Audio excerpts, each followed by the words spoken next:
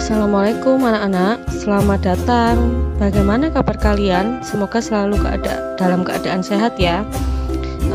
Hari ini kita masuk lagi ke pembelajaran IPA. Kita masih di bab struktur dan fungsi pada tumbuhan.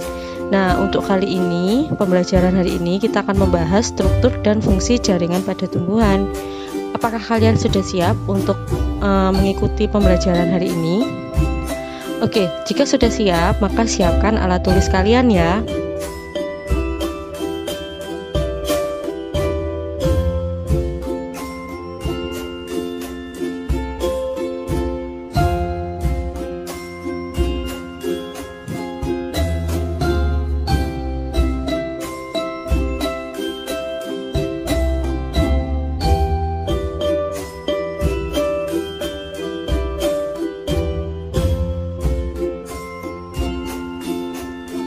Nah, sebelum kita memulai pembelajaran hari ini, ada baiknya kalian memahami tujuan pembelajaran kita hari ini. Ada 3 tujuan pembelajaran. Yang pertama, memahami struktur dan fungsi jaringan tumbuhan. Yang kedua, menjelaskan struktur dan fungsi jaringan meristem. Yang ketiga, menjelaskan struktur dan fungsi jaringan dewasa. Tentu kalian masih ingat, di kelas 7 yang lalu kita sudah membahas jaringan pada makhluk hidup. Nah, saya harap kalian masih menyimpan catatan IPA di kelas 7 kemarin dan kalian bisa mereviewnya hari ini. Nah, sebelum kita memulai pembelajaran kita hari ini, jangan lupa untuk berdoa menurut kepercayaan kalian masing-masing ya.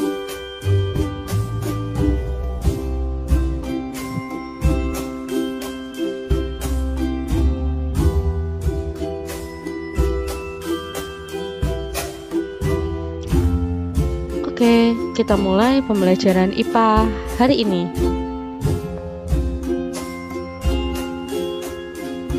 Yang pertama yang akan saya bahas yaitu tentang jaringan meristem. Jadi, jaringan meristem atau biasanya disebut juga dengan jaringan embrional adalah jaringan yang sel-selnya aktif membelah diri secara mitosis. Hal ini menyebabkan sel-sel tumbuhan semakin bertambah dan mengalami pertambahan tinggi dan volume. Nah, untuk jaringan meristem sendiri itu berfungsi untuk pertumbuhan akar, batang, dan daun pada tanaman, memperpanjang dan memperlebar batang, serta memperpanjang dan memperkuat akar, dan mendorong perkecambahan. Jaringan meristem ini dibagi menjadi 2, ada meristem primer dan ada meristem sekunder.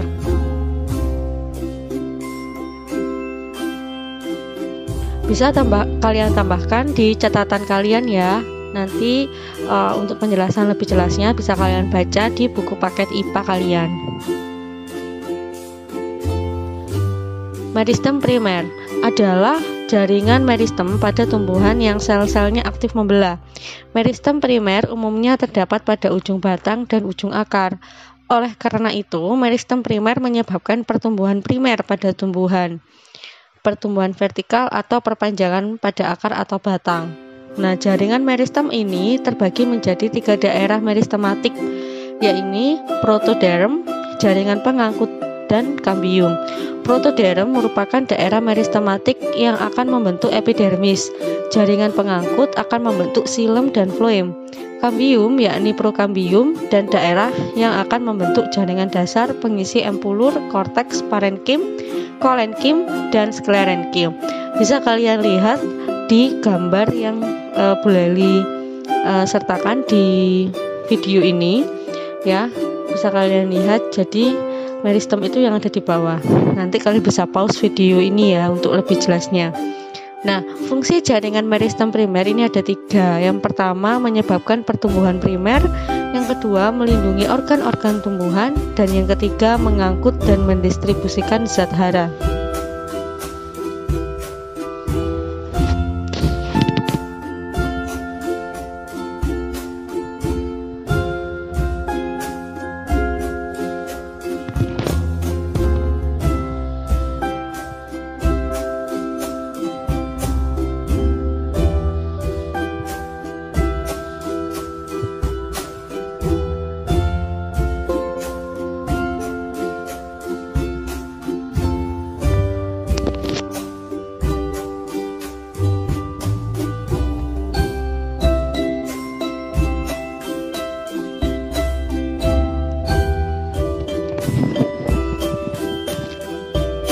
Nah, sekarang kita masuk ke meristem sekunder. Berasal dari sel-sel dewasa yang berubah sifatnya menjadi meristematik kembali. Contohnya adalah kambium pembuluh atau kambium vaskuler dan kambium gabus atau velogen. Meristem ini senantiasa tumbuh ke arah samping dan terus membesar. Hal ini tentu berbeda dari meristem primer yang senantiasa tumbuh ke atas dan ke bawah. Ke atas itu batang, ke bawah itu akar. Jaringan ini terletak pada sisi samping organ tumbuhan. Untuk itu, jaringan ini kerap disebut sebagai jaringan meristem lateral.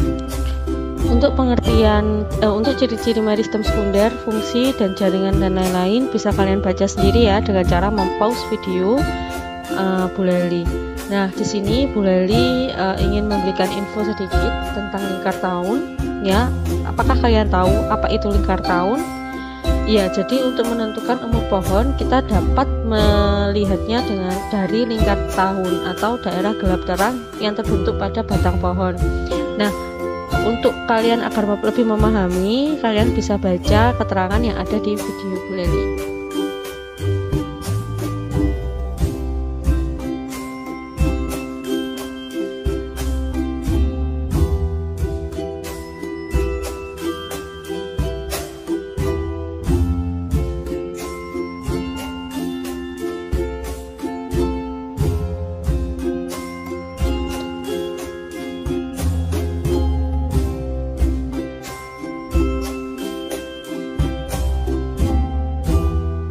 Nah, sekarang kita masuk ke jaringan dewasa. Disebut juga jaringan permanen, merupakan jaringan yang bersifat non-meristematik atau tidak aktif membelah. Jaringan ini berasal dari pembelahan sel-sel meristem primer dan sel-sel meristem sekunder yang telah mengalami diferensiasi atau mengalami perubahan bentuk sehingga memiliki fungsi tertentu. Ciri-ciri dari jaringan ini yaitu tidak ada aktivitas pembelahan sel, ukuran sel relatif lebih besar dari sel meristematik. Terkadang sel itu telah mati. Terdapat ruang antar sel, dinding sel mengalami penebalan sesuai dengan fungsinya dan sitoplasma sedikit dan vakuolanya besar.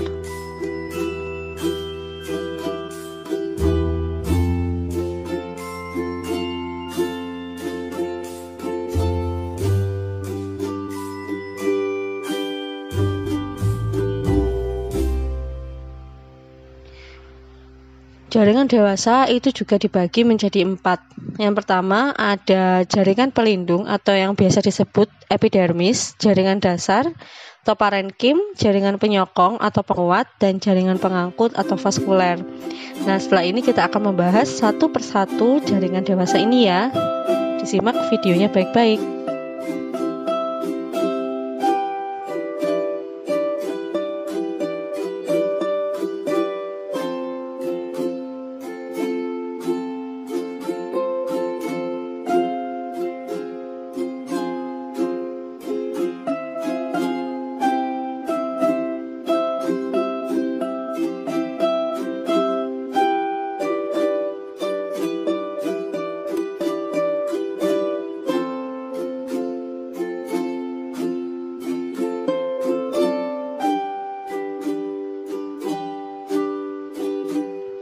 Kita masuk ke jaringan pelindung atau epidermis.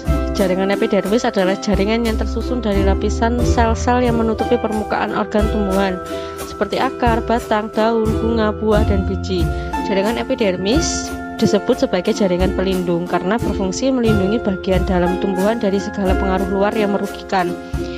Misalnya kalian bisa baca sendiri ya di yang saya tampilkan. Kemudian yang kedua ada jaringan dasar atau yang biasa disebut dengan parenkim ya.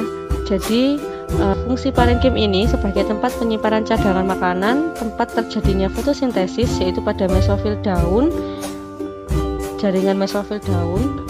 Kemudian ada jaringan dasar dan salah satu jaringan pengisi pada berkas pembuluh. Jadi tempat untuk fotosintesis itu terdapat pada jaringan palisade atau di bunga karang. Lanjut ada jaringan penyokong. Jaringan penyokong merupakan jaringan yang berperan untuk menunjang bentuk tumbuhan agar dapat berdiri dengan kokoh. Nah, di sini ada dua, ada kolenkim dan sklerenkim. Untuk pengertian lebih detailnya bisa kalian baca di buku paket IPA kalian ya, untuk perbedaan antara jaringan Colen-Kim dan jaringan Scleren-Kim. Kemudian ada jaringan pengangkut. Di sini kalian pasti tidak lupa dengan jaringan ini karena ada dua, yaitu ada jaringan silem dan jaringan floem.